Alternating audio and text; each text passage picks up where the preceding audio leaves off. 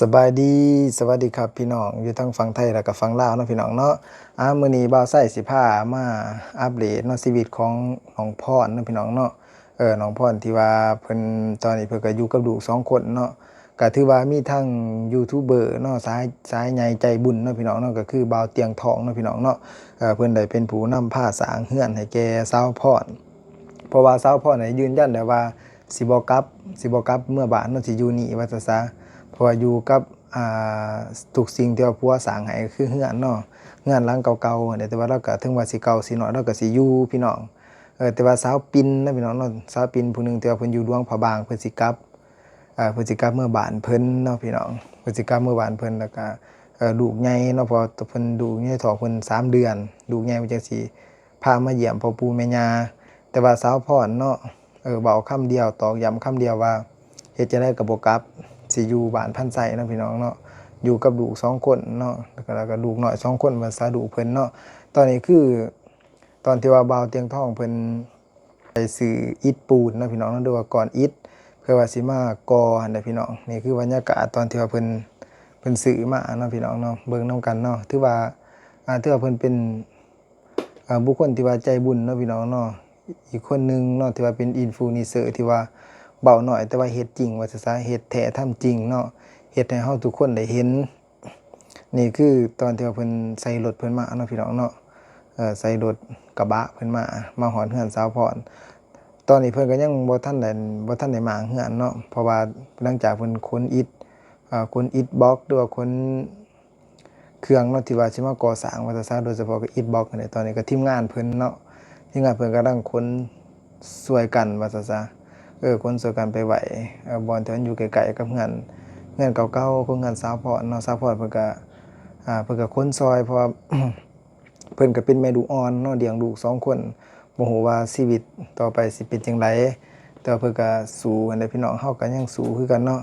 ถือว่าเพิ่นโชคดีหลายเลยพี่น้องเนาะโชคดีที่ว่ามีบ่าวเตียงทองแล้วก็บ่าวยาวแล้วก็หลายๆคนเนาะที่ว่าทีมงานเพิ่นที่ว่าร่วมด้วยช่วยกันเนาะ ร่วมด้วยช่วยกันในการซ่อมแปลงเรือนว่าซะเพิ่นเว้าว่าเพิ่นสิเฮ็ดเนาะเพิ่นก็เฮ็ดเนาะพี่น้องเนาะเฮาก็มาติดตามไปนำกันว่า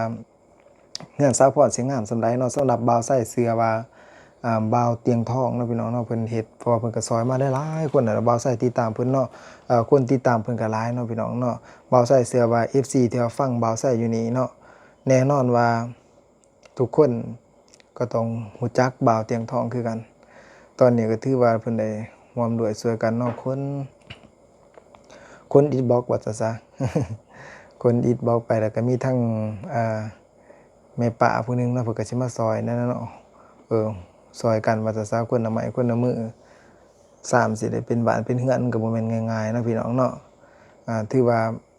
เพิ่นก็เป็นผู้โชคดีเนาะที่ว่าบ่าวเตียงทองเพิ่นได้มาสดมาซอยว่าซะ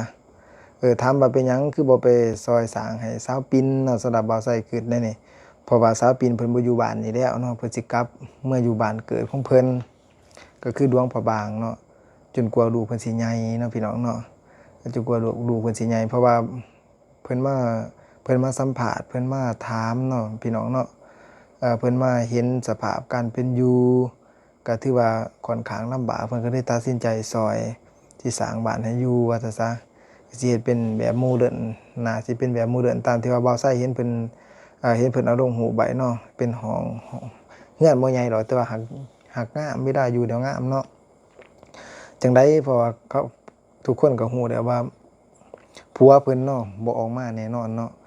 บ่ออกมาจากถ้ำอย่างแน่นอนบ่าวไส้คิดแบบนั้นเนาะแต่ว่าตอนนี้นี่ถือว่าเพิ่นก็เริ่มค้นดีบล็อกไปเรื่อยๆเนาะพี่น้องเนาะ หลังจากคนอีบอกเพิ่นก็หั่นล่ะเนาะพี่น้องตามที่ว่าเราเห็นเนาะบ่าวเตียงทองเพิ่นก็ได้มาขอบุญขอบคุณน่าสิแม่นมีผู้ใหญ่ใจดีบ่หรือว่าช่วยเนาะหรือว่าแนวใดเพิ่นก็ขอบอกขอบใจหลายๆคนเนาะก็โดยเฉพาะก็แม่น FC เนาะที่ว่าเขามาเบิ่งเขามาให้กำลังใจเพิ่นเนาะบ่าวไส้ก็เบิ่งเพิ่นตลอดเนาะพี่น้องเนาะมื้อนี้ถือว่ามาต่อมานี่เพิ่นก็เริ่มย้ายเครื่องออกจากเรือนว่าซะโอ้ผู้น้อยเนาะพี่น้องเนาะ ผู้น้อยก็บ่ได้อยู่คือกันเด้อ ซอยกันไปเนาะคนละไม้คนละมือพี่น้องนี่คือเก็บเครื่องเก็บของเนาะโอ้ ดูกหน่อยพี่น้อง ดูกหน่อยก็อยู่ทั้งหลังเนาะมัดใส่ผ้าแพร่ขนเครื่องขึ้นมาหลังจากนั้นเดี๋ยวนี้สิแม่นเป็นขี้ดินทรายเนาะพี่น้องเนาะขี้ดินทรายบ่แม่นว่าสิได้เอามา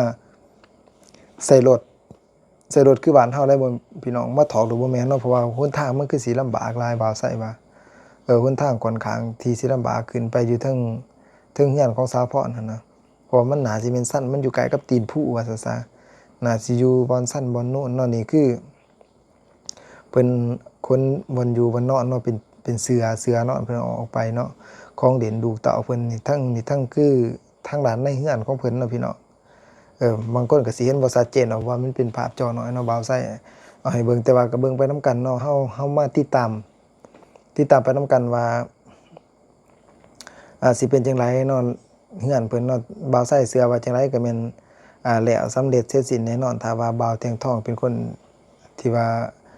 นำพาเฮ็ดว่าซะเพราะว่าเพิ่นเฮ็ดให้มานับคนบ่ไหลว่าซะถือว่าเพิ่นเป็นอินฟลูเอนเซอร์ที่ว่าช่วยสังคมผู้ที่ว่าตกทุกข์ได้ยากอีกผู้หนึงเนาะพี่น้องเนาะที่ว่าบ่หวังผลตอบแทนอิหยังเลยนะนี่ถือว่าเป็นตัวอย่างแล้วก็เป็นแบบอย่างที่ดีเนาะพี่น้องเนาะเพิ่นเฮ็ดไหลว่าซะอีกอย่างมันก็เป็นคนดังคนรู้จักเพิ่นหลายเนาะคนรู้จักบ่าวเตียงทองก็หลายบ่าวไสก็ถือว่าเป็น FC เพิ่นเนาะกดติดตามเพิ่นตลอดเนี่ยตั้งแต่ข้าวเพิ่นขึ้นถ้ำลงถ้ำพุ่นเนาะขึ้นถ้ำลงถ้ำอยู่เทิงผู้ตอนที่ว่าทั้ง7คนที่ว่าติดอยู่ในถ้ำเนาะที่ว่าออกบ่ทันได้ว่าซะเพิ่นก็ไปซอยแบกน้ำแบกอันนั้นอิหยังไปซอยหลายๆอย่างเนาะสัมภาระต่างๆเนาะเพิ่นก็ซอยกันว่าซะแต่ว่าหลังจากซอยออกมาได้แล้วเพิ่นก็ยังมารับภาระต่อเนาะก็คือย้อนความอีรุโตนสงสารกันนี่แหละจะเฮ็ดจังไดเนาะพี่น้องเกิดมาเป็นมนุษย์แล้วเนาะก็ต้องสู้ซอยกันนั่นแหละแนวใดซอยกันได้ก็ซอยกันไปบรรเทาความทุกข์เพราะว่าเพิ่นก็สูญเสียคนที่ว่าหักจากเพิ่นไปว่าซะคนหักจากไปก็จากไปแบบบ่ได้คำล่ำลาหยังเลยเนาะตอนนี้ก็นั่งขนออกไปอยู่เนาะพี่น้องเนาะ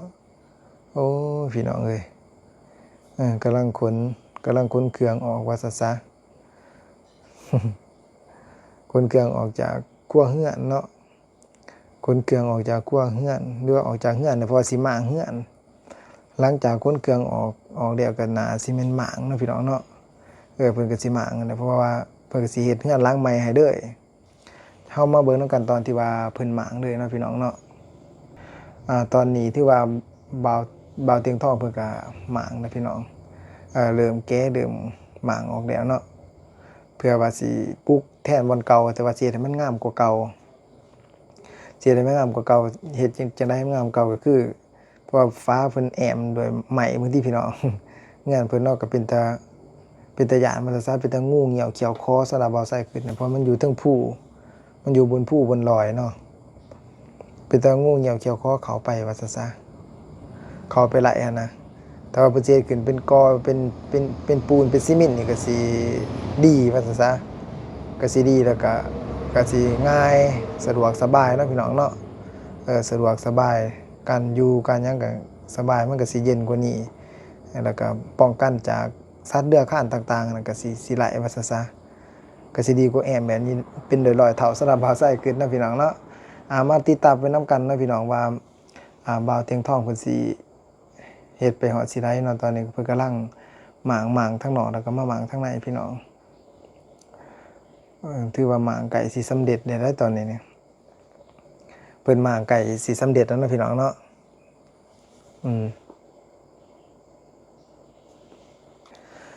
นี่คือภาพบรรยากาศเนาะตอนที่ว่าเพิ่นกำลังหมางเนาะพี่น้องเนาะถือว่าเป็นภาพที่ว่าสวยสดงดงามเนาะพี่น้องเนาะถือว่าเป็นธรรมชาติที่อุดมสมบูรณ์ที่สุดเลยตอนนี้เนาะพี่น้องตอนที่ว่าบ่าวเตียงทองเพิ่นกำลังพากันหมางเนาะพี่น้องเนาะพาทีมงานเพิ่นมาแล้วก็สาวหวานที่ว่าอยู่ไกลชิดกันว่าซะก็มาช่วยกันคนละไม้คนละมือเนาะนี่คือบอนมุมสูงบอนมุมสูงอยู่ที่บ้านสาวพรเนาะพี่น้องเนาะบ้านสาวพรมุมสูงก็ถือว่าสวยงามมันแหละเพราะว่าตอนนี้ถือว่าเพิ่นกำลังเริ่มหมางออกก็ถือว่าคันว่าหมางออกแล้วก็แม่นสิเริ่มก่อเริ่มเฮ็ดเนาะพี่น้องเนาะมาติดตามไปนำกันว่าตอนที่ว่าเพิ่นก่อเพิ่นเฮ็ดว่าสิเป็นจังไดก็ถือว่าบ่าวไสก็ ดีใจนำสาพรเนาะแล้วก็บ่าวเตียงทองเนาะเป็นกำลังใจแก่เพิ่นเนาะพี่น้องเนาะที่ว่าเพิ่นพาเฮ็ดพาสร้างว่าจะซะเพิ่นพาเฮ็ดงานหลังใหม่ให้ก็ถือว่าเป็นบุคคลที่ว่าสำคัญว่าซะบ่าวน้อยแต่ว่าลงมือเฮ็ดจริงทำจริงเนาะพี่น้องเนาะบ่าวไส้นับถือน้ำใจเพิ่นดีๆเนาะพี่น้องเนาะ ตอนนี้ก็ถือว่ามาเบิ่งตอนที่ว่าเพิ่นถอนเสาเนาะพี่น้องเนาะ ถอนเสาออกเสาเฮือนของน้องพรถือว่าแน่นคือกันเนาะพี่น้องเนาะบ่าวเตียงทองจนถอนผู้เดียวบ่ได้ต้องใส่3คนถอนเนาะพี่น้องเนาะพี่น้องมาเบิ่งตอนที่ว่าเพิ่นอัปเดตตอนที่เพิ่นเฮ็ดเพิ่นสร้างเนาะพี่น้องเบิ่งเฮือนแบบมาติดตามเฮือนน้องพรนำกันว่าสิหลังงามส่วนใดบ้านของเพิ่นเนาะพี่น้องเนาะบ่าวไส้สิขอจบคลิปเพียงเท่านี้เด้อพี่น้องเด้อขอบอกขอบใจได้หลายเนาะพี่น้องที่ว่ามารับชมรับฟังคลิปนี้เนาะพี่น้องเนาะในการอัปเดตชีวิตของน้องพรเนาะโดยที่ว่าผ่านช่องของบ่าวเตียงทองที่ว่าเพิ่นไปลง